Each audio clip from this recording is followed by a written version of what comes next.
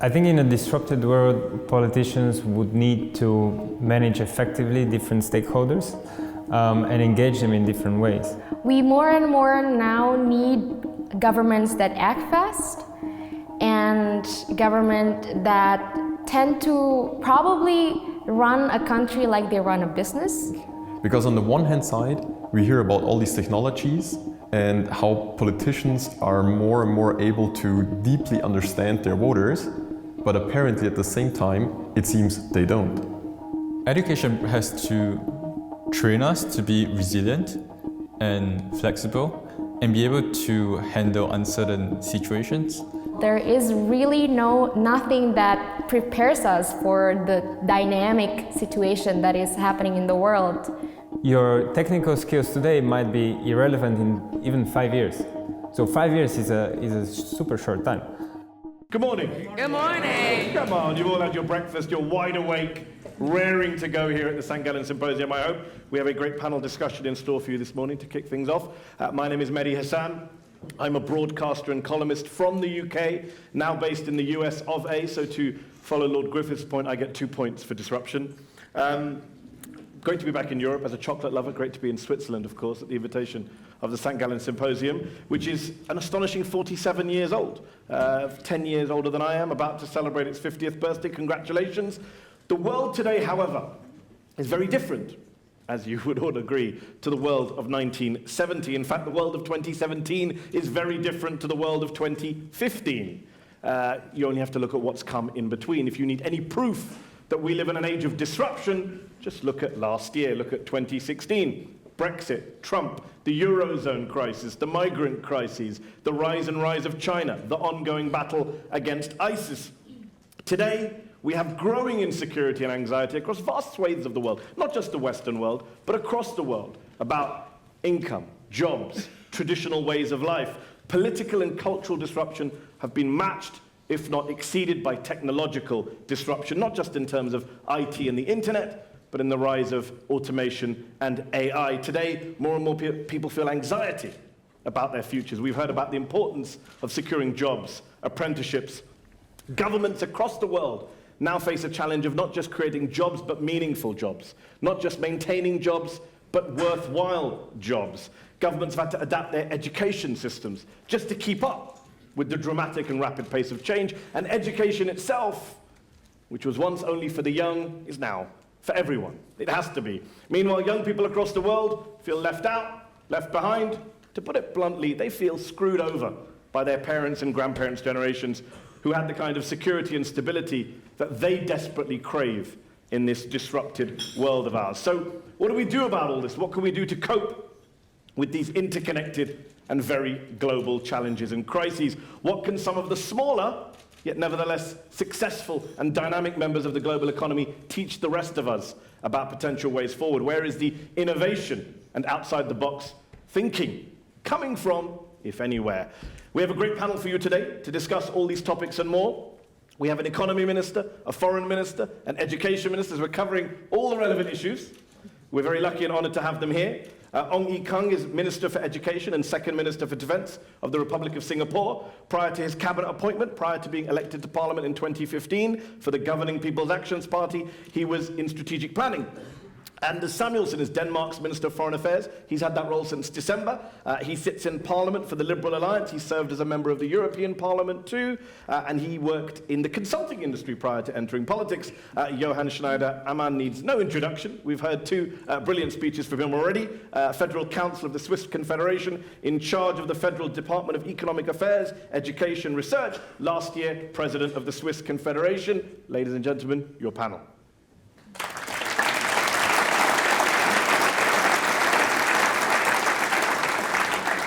So I'm going to kick off with a question to all of our panelists and to all of you. Let's engage the audience here. If you have the Symposium app on your phone, and if you don't, you can download it now, there's a question that the Symposium is asking everyone who's attending to vote on across the course of this morning today.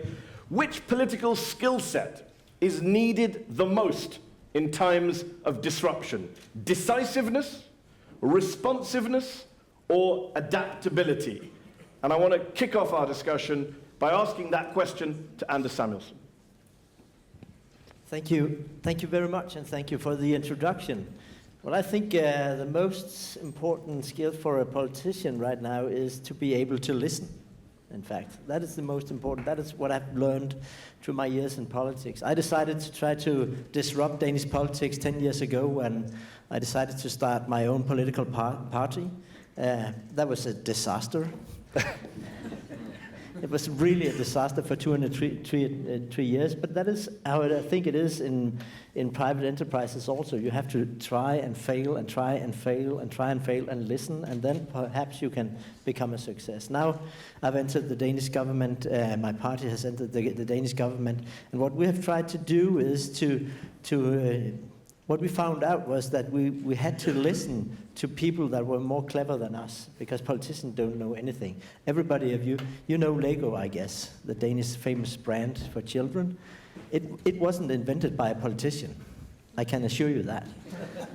It was invented by an entrepreneur, and what we can do as a politician is to try to create the right frames so we as a nation, Denmark, the people of Denmark, can be part of the winning team in the next generation. And one thing I think that is very important for us is to listen to our own family and friends, because if we just listen to or try to convince ourselves that globalization is only good, and I think it is good, it has brought a lot of people out of poverty. The famous Swedish professor Hans Rosling once said that the problem for poor people in the world is not globalization, it's not being part of globalization. That is a big problem, because that is what will keep them in poverty. No, if you look around in your own family, I'm sure that you know young people that perhaps one of your sons or daughters that are going to have a great time in this new world, and they're going to be successful, and they will have the whole world as their playing field. But you also know perhaps a son or a daughter or a cousin or a friend's daughter that are going to have troubles, that are unsecure of what is going on tomorrow. And if we can listen to their problems or their fear and try to build a bridge between their fears and tomorrow, that is what will give us hope. And that is what we have tried in my party. So we only have 7.5% votes in the general election in Denmark, but among those who are between 18 and 25, we have 25% votes of backing.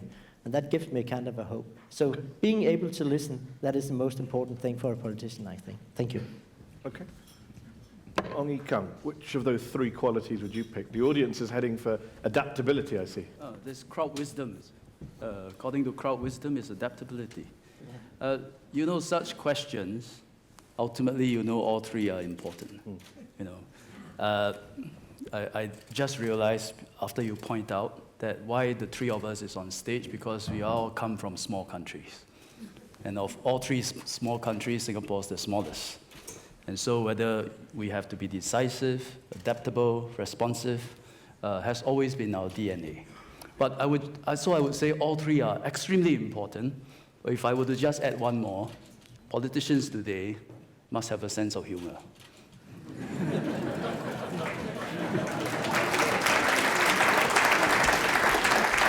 Because whatever you try, there will be times when you will fail. Yeah. Whatever you try, there will be times when people laugh at you.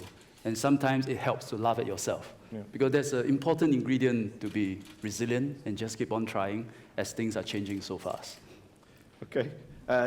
Johann, small countries, three small countries. How do small countries, but successful countries like your own, how do they stand out? How do you punch above your weight in an age of disruption? First of all, I share that politicians need to stay not only optimistic but also humoristic. Secondly, so smaller states are better transparent and hence better organizable. And coming to your question,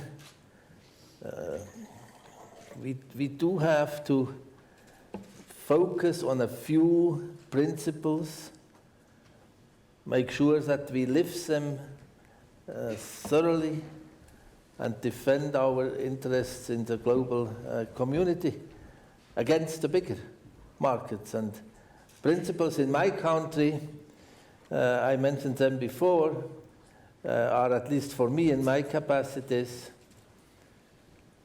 make sure that each and everybody gets a chance, make sure that we keep our labor laws as liberal as possible, and the third one is prevent the country from laws and laws and laws and bureaucracy, hence make sure that we live the social partnership, which is a contractual basis and keeps us flexible.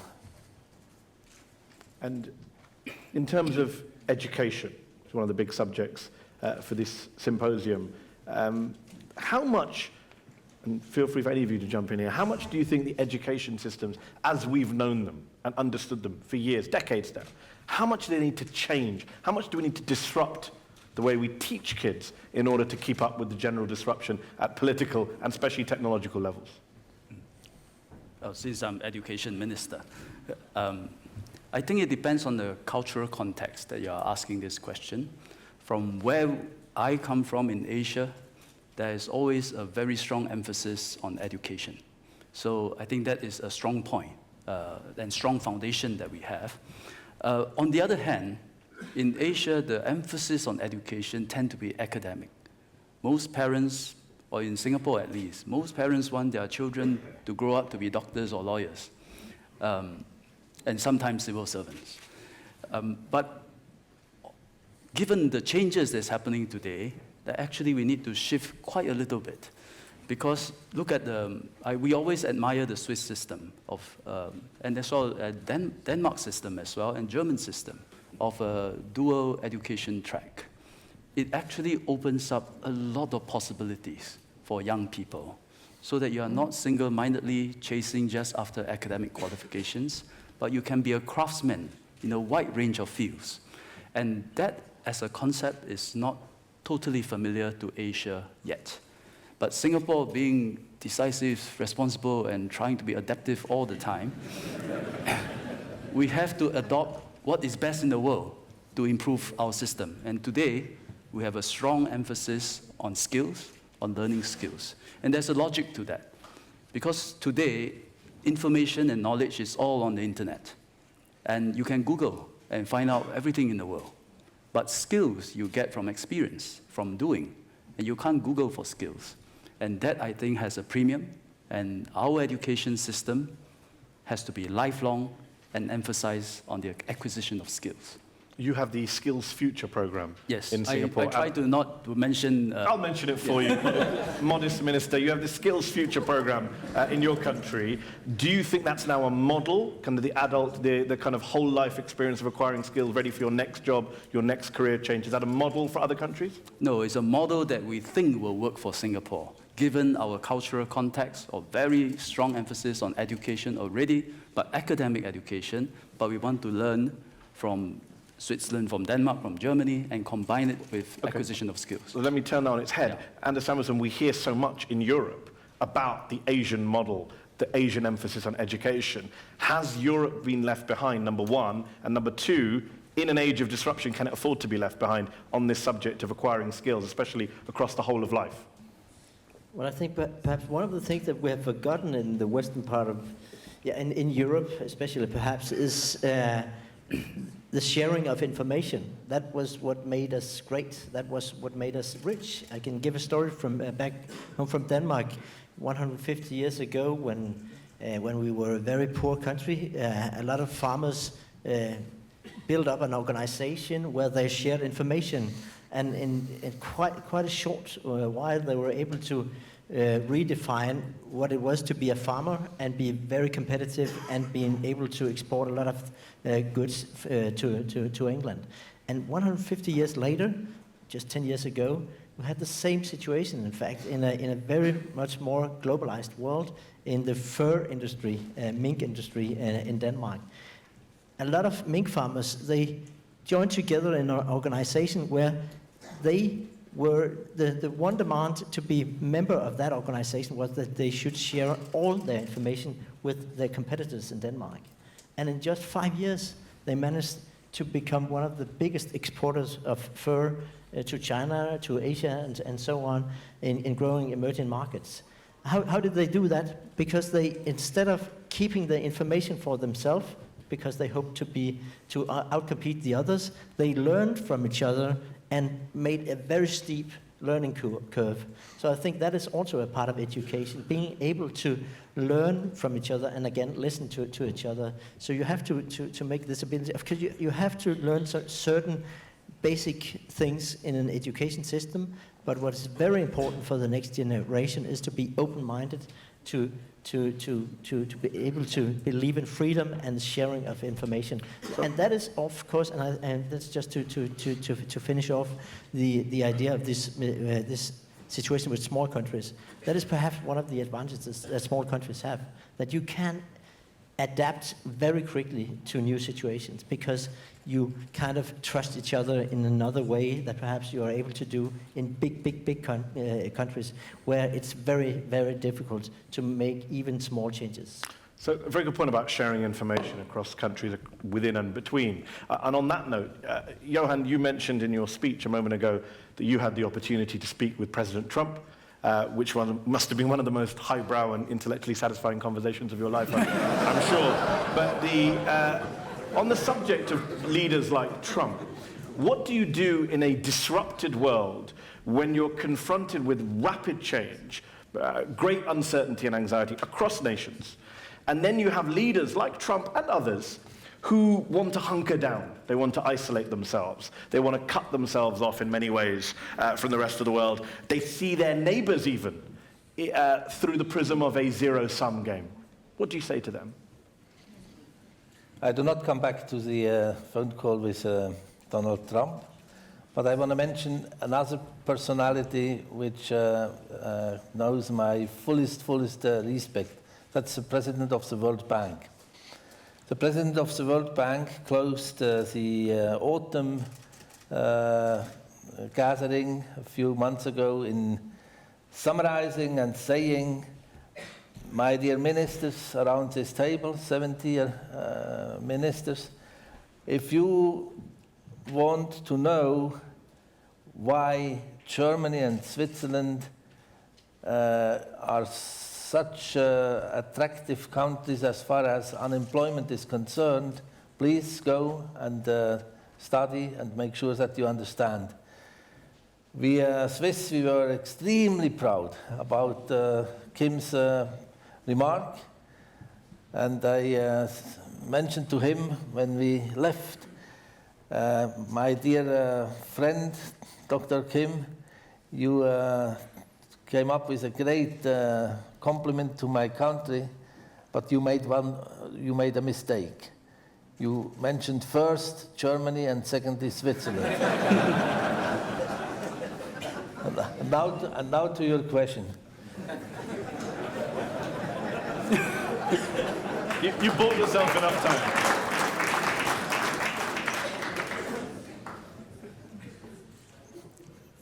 One thing is, in my understanding and in my persuasion, absolutely crucial, and it has nothing to do with disruption. Namely, make sure that your people get a first quality education. And our system is an integral system, a flexible system, a system with passerelles. You can enter into this system, come ahead and realize that you are probably not where you wanted to go, and then you get a chance to change, and you have at maximum lost a little bit time, but not a experience to become educated. In other words, disruption for me is a crucial issue. I have fullest respect about the consequences which we will face in the upcoming future. But one of the medicines against the risks of the disruption revolution must be the education, the basic education, and this education being done stupified with all consequences, without compromises. It helps anyway. And digitalization, last remark.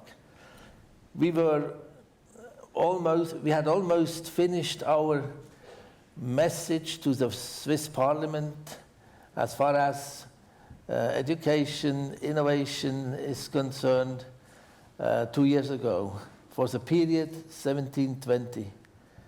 And I was wondering on whether we touched the issue digitalization or not. I'm honest, in 2015, the Swiss specialists about education did not really focus on the digitalization and the consequences of the digitalization in the upcoming years. In the very last minute, we complemented our message. It's now a message for the same period of time, but principally focusing on digitalization consequences and how to deal with. We got awake and we got a curve, and it's coming up so quickly that we were almost overrun. And coming back to my first remark, whatever happens, the basic schooling education offer must be kept. Can I jump in on please. this? Yeah. I think we sometimes are at the risk of conflating disruption with unexpected political outcomes. Both are happening at the same time. They may be related, but not to over-conflate it. No? First is, actually disruption is not new. It's not only this decade that we are seeing it. Clayton Christensen has been writing about it since the Industrial Revolution, steam engine, petrochemicals, automobiles, handphones, digitization. Disruption has always happened. And each time it happened, it destroys jobs, it creates jobs. But humans, we can adapt to it, and we retrain ourselves. Similarly, unexpected political outcomes is also not new. Since 1945, Winston Churchill won the Second World War and lost the election. Right? 2009, DPJ ended 50 years of LDP rule. That's also a surprise. 1960, JFK could beat Richard Nixon. There was an advent of TV campaign, and he looked so much different compared to Nixon. So we have also seen unexpected political outcomes. So what we see now is also not entirely new. But I think what we need to be cognizant of is that every time there's an unexpected political outcome, they are due to factors and driving forces that has been brewing for a long time, and then it all burst out, leading to a change in political system. And I think what we are seeing now, whether it's Brexit, whether it's the US election, perhaps have something to do with the global financial crisis. That post-crisis, large majority of workers saw stagnant or falling real wages, and life is not improving. And at the same time, there's a certain undermining and erosion of the social compact between the elites and the masses, 99% versus 1%. Occupy Wall Street, that's no more, but I think the sentiments continue to linger on. So I absolutely agree with the Federal Councillor. We have to make sure to solve this, there has to rebuild trust and social compact between elites and the masses, and ensuring that you have jobs and continue to have wage increases, continue to have improving lives. What would you say to critics of your country that say, well, you can't really do that if you're effectively a one-party state? A lot of people say, look, Singapore, it's not as democratic as it could be. What do you say to them? Well, I just mentioned the taste of the pudding is in the eating, right? So look at Singapore since world financial crisis, global financial crisis. We were badly affected, but we rebounded. We created jobs. During that 10 years or 9 years, medium income, bottom quintile income continued to increase. Gini coefficient dropped 0.44 to 0.40.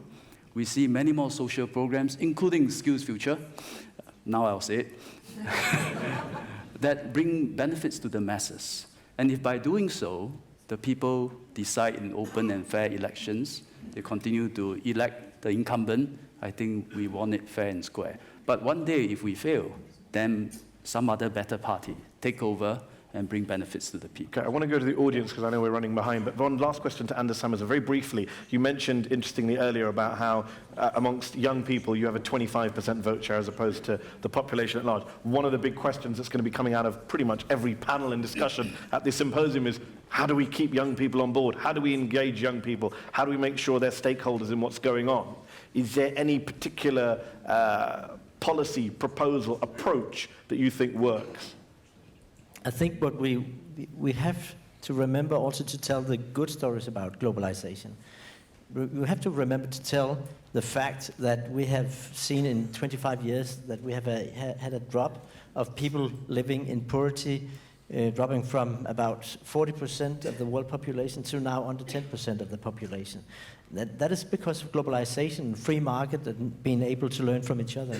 So we have to, and I think that is very important, to not only talk to the fear in people, but also talking to people, to the hope in people. And if we are able to do that and connect to the next generation, they don't want to live live a life in fear.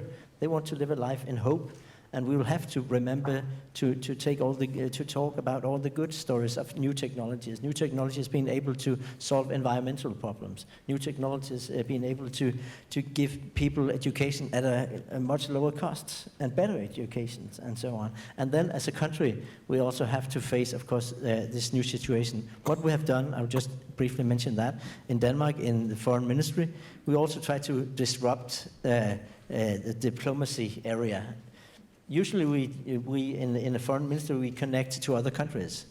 But we have realized in Denmark that we also have to realize that Facebook, Google, Amazon, and so on, big companies, very, very big companies, they are in fact bigger than the countries that we work with on daily basis. Therefore, we have decided to announce to have a tech ambassador, an ambassador that reach out to these companies that in fact affect daily lives of Danish citizens, not only because of the questions of data protections and so on, but of new opportunities, but also when we are fighting ISIL and so on. We have to work together with Facebook so they are able to close down their accounts, or Twitter able to close down their accounts so they are not that attractive to foreign fighters and so on. So in a lot of areas, we don't have to, what we do need is not to let fear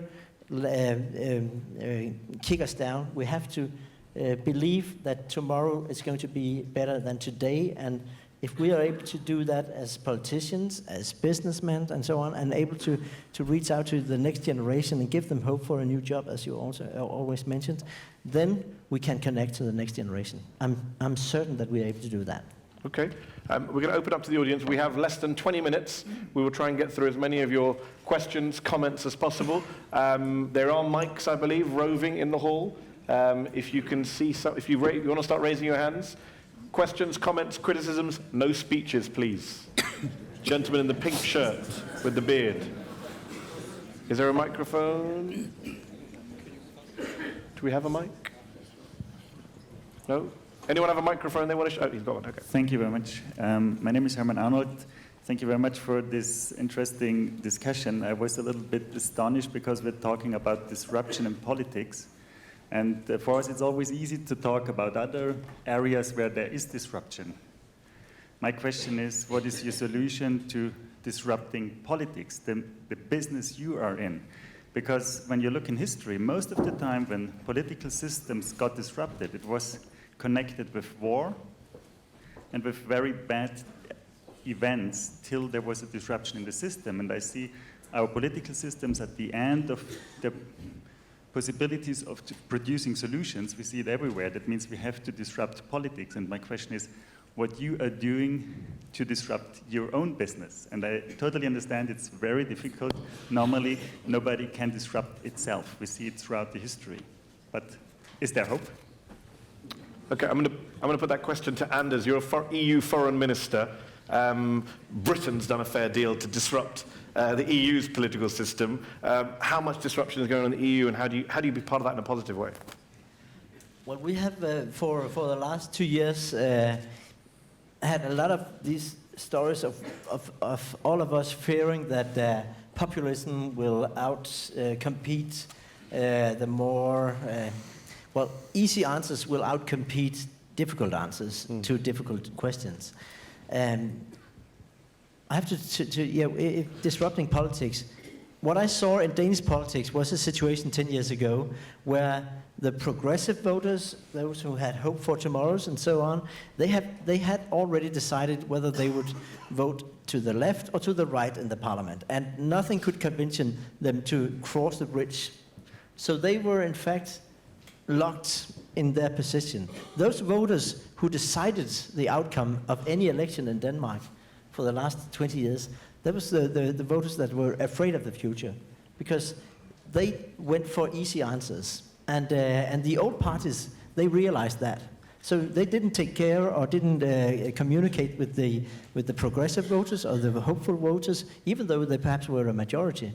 No, they started to talk directly to those who were able to connect to if they talked to their fear. So they could change from one side to another. And that was, in fact, why we decided to start my new party, the Liberal Alliance, because we wanted to talk directly to those voters who believed in tomorrow, not in a naive way, but that believed in tomorrow. And if we could connect to them and could maybe enable them to switch sides, in fact, they could become a power of tomorrow. So what I guess is the big problem in politics right now is that the old system, in a way, puts power to the most populist with the new media and so on. And that is what we've seen in the election campaign in US, in Netherlands, perhaps partly in France, is that we give the floor to those who have the easy answers, and it's so difficult to be a player with more difficult answers. But if you insist, and if you keep on going, and if you do like, I guess it was James Carville, the advisor to Bill Clinton, who he once wrote a book saying, suck up, bug up, and come back when you foul up. Saying that you have to really work hard on this. If you do that, and if you do insist, then you're able to perhaps swift the agenda and make the decisive votes, not those who are afraid of the future, but those who hope in the future. And perhaps the story of Macron is the story of that. Perhaps. Do either of you want to come in, or we'll go back to the audience? Okay, we'll go back to the audience. Should we take some more questions? Comments? Yes, gentleman waving at the back of the room. Thank you very much. So my name is Louis Klein. I come from Berlin. I'm here with the Agora 42. It's a philosophical business magazine. I have a question about an irritation that came with the leaders of tomorrow yesterday, and we saw it earlier in the video. The notion that a state can be run like a business. And the first question from the auditorium was pointing in that direction. But isn't the nature of a business organization the nature of exclusivity, so that you can choose who is a member, a part, an employee of your company, and that you can leave people behind and out because you have the right to rule inclusion and exclusion in a business company? And how does that change the entire idea of looking at politics in a situation where you cannot do that? You can't lay off citizens if you don't like them, if they don't perform to the level that you like. And out of the list that we saw earlier, wouldn't care be the decisive and center skill of politicians, and to enable care for those who, through all the education and all the efforts, do not make it to be part and participate on the economic growth and the globalization? Thank you very much. Good question. Johann? The answer is no chance. You can't manage a country, a government, as you lead a business. I came from the business side. I was used to take decisions. I was used to go through processes and then to conclusions. I had to learn the hard way that not only 6 of my colleagues participate in the decision making, but also 246 in the parliament, thousands out in the journalists' environment, and hence there is no chance. What we can aim at, and we try hard to do so in Bern, is to go through a certain standard of process in preparing projects, in making sure that we understand what we are speaking about, all the same understanding, and then detail, and after having detailed, take a preliminary decision again, and then finalize. And even if you are the Minister of Economic Affairs, you have to decide about health dossiers, and you have to understand a little bit this strange topic. And I think we found a way how to increase efficiency and effectiveness in going through our processes. But it's far away from a discussion in a management team and in a board of directors and taking decisions in the private environment. You can take on board the other part of the gentleman's question, which was a lot of, we talk a great deal about education. You opened it talking about the emphasis on education, but there are a lot of people who go through the education system, who do well, who get all the skills that, quote unquote, we expect them to get, and still are, quote unquote, left behind. What do you do about that, in some parts of the world, growing numbers of people who are well educated, well skilled, but cannot find a role in the national or global economy? How do you ensure that they still have a vested interest in what's going on? There has to be an alignment between the structure of your economy versus what you educate your people in. I think there are also many Asian examples where there's an overproduction of graduates, like what you mentioned, and you have a big graduate unemployment problem. In Singapore, we kept the ratio as about 30 to 40%. Our graduates' unemployment rate is very low, and as for the rest, we train them in vocation, and they go into industry. So this, I suppose, is easier for Singapore being very small, and we can get this planning in place. But I thought there was also an interesting issue about how we disrupt politics. Yesterday, the president of Estonia made an interesting point, which is even as you have Uber and share cabs, and it disrupted the entire industry, it still involves sitting in a car, going from one point to another. So some things don't change. And I think that despite all the technological advancement and disruption, the nation state continues to be the most sensible way of organizing humankind. For many of us, democracy continues to be the correct political system in our circumstances. But so long as you have democracy, it goes back. Politics is about bringing better life to the people, or at least not make life get worse. And that has to do with employment, that has to do with education, a sense of self. Even in a very globalized world, you still feel that we are a society. Nobody can be sacked. No new people can be just replace your existing people. Everyone is a citizen, and you must hold yourself together as a society. So economic well-being, a sense of self, maintaining trust as a social compact, maintaining that social compact, that will be the big challenges in a disruptive world. Okay, we'll try and squeeze in a couple more questions. Lady at the back there with her hand up. Hello, good morning. So it's 2017, and we have a panel of 4 powerful men, if I may say older men, discussing... I'm under 40, come on, give me that. Discussing what is wrong with the world and its future. I think, of course, As an African Arab young woman, that is what's wrong with the future and the world today. And this should not be the future.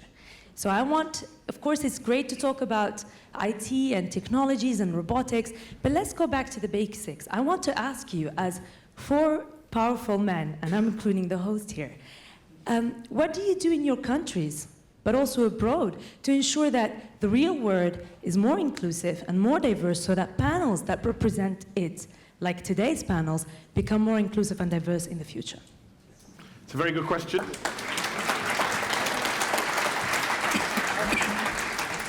I'm glad you raised the issue of diversity. I was going to raise it and I forgot it. All male panels, I think, are a bad thing. There was to be fair to the St. Gallen Symposium, there was a female minister supposed to be on this panel who had to pull out this week, just to be fair. But you're right. In general, look across the room, look across the panel. How do you take on board that question? What do you do, Anders Samuelsen, to deal with the problem that she identifies so eloquently? Well, what I can do is acting in politics according to your values, in fact. So I have 6 ministers in, my small party has 6 ministers in our government. 3 of them are women. One of them is an old woman, 65 years old. She has been working with elder people for 40 years, so she is a kind of an experiment in politics. Are we able to incorporate people from real life into politics? This is kind of an experiment. She's become the elder minister. And I think it's a core value in a liberal world that you diversity, because diversity means that we differ from each other, and that is, if we don't differ from each other, we cannot learn anything new. So this is, for me, it's a core value, and I really try to work on these kind of issues every day. Perhaps also because my elder sister, she's now Minister of Culture in Denmark. It's nice to be a little brother, especially when you call me old man. To appoint your very clever bigger sister that is now the Minister of Culture in Denmark, and she used to be a women fighter in Denmark, and to announce her to become a minister, and as part of another generation, the 68 generation, in fact, reaching out for the next generation of women and being an example in herself. I think that's really, really important, of course. But I also think that when I look into my own party, every day we reach out to, for example, women. Just to take this example to finish it off. But it is quite difficult to engage quite a lot of women into politics. Perhaps because they're clever than that. They know that this is not a way. This is not a business to waste your life in. Perhaps, I don't know. But hopefully we'll see more diversity, because diversity is the only way to become clever. Johann, you've been in Swiss politics for a while, you've been in Swiss business. What are Swiss politicians, what are Swiss corporations doing, if anything, to really tackle this problem about lack of diversity, both in terms of gender, ethnicity, etc.? We have prescriptions telling us that the gremiums, the teams, the management teams, shall be shaped out of a balanced gender situation. We do not want quota people in our bodies. And the women do not want to be seen as a quota representative. That's absolutely clear with us. And I came to Brussels a few days ago and met Cecilia Malmström, the trade commissioner. We came in one after another, and she did not say, "Hello, my dear." She said, "You have a gender problem." Because I had simply a dozen male following me into the meeting room. Then we were sitting at table. On the one side, 12 men, and on the other side, 13 women. She had a gender problem, she as well.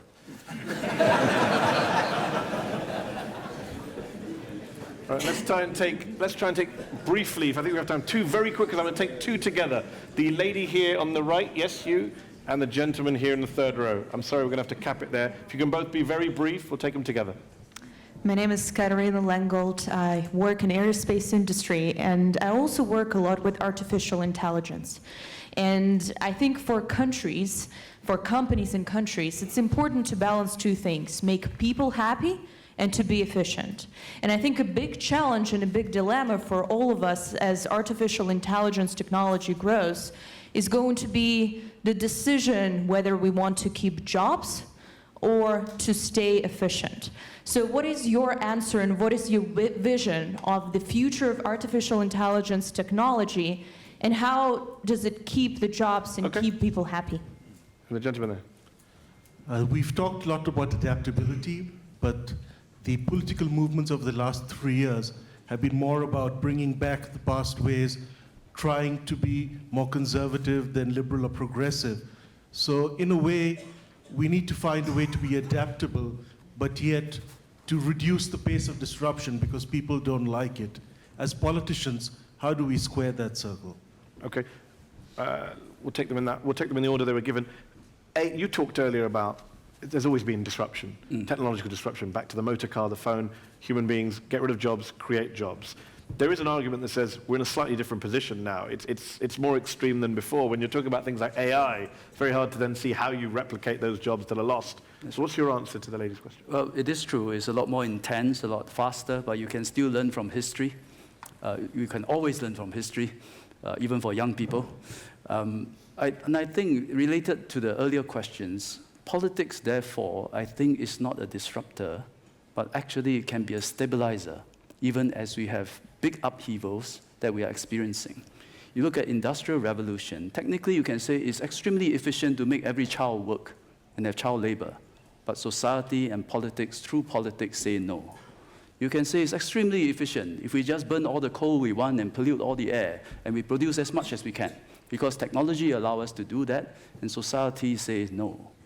You can say, so what if there's wide income disparity, but there is social upheaval? Society, through politics, say no.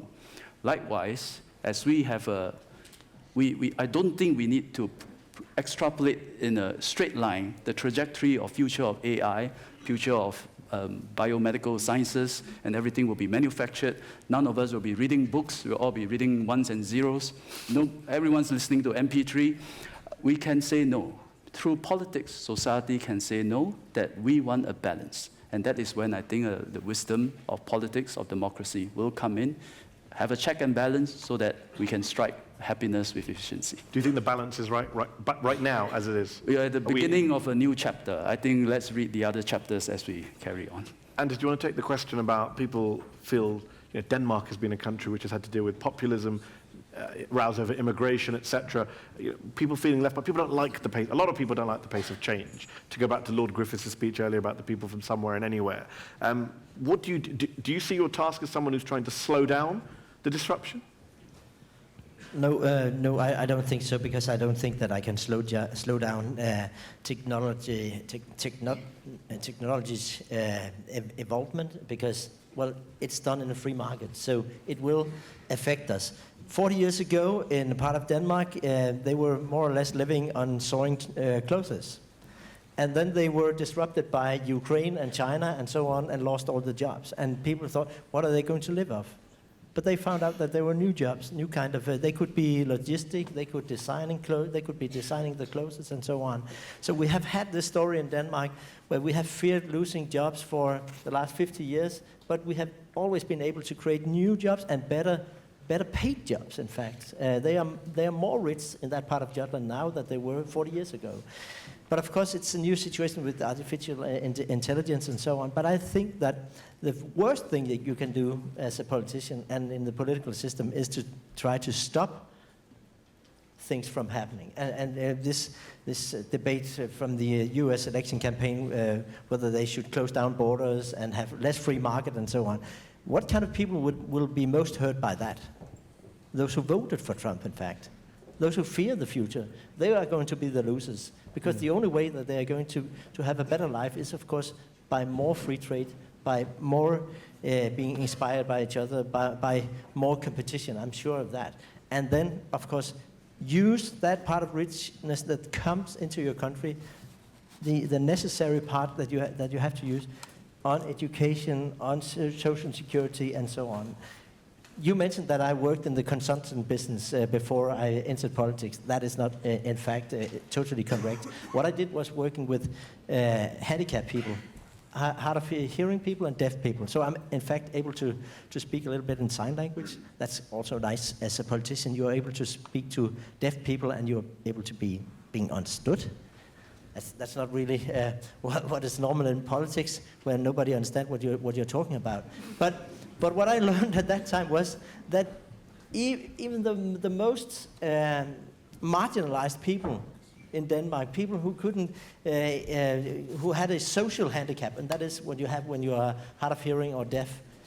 Of course, if you saw into their opportunities instead of their handicap, they also were able to fit into the labor market. You have to be optimistic. I'm sure of that, and we made a lot of successes and a lot of connections between those people and the labor market. But we only did that in years where business were in an upgoing trend, where you had growth.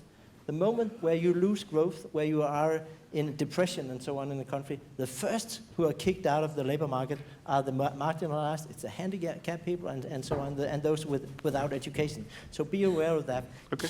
Keep the pressure up for growth. And that is where, just like one mentioned, where I think that, yes, you can compare a country to a business.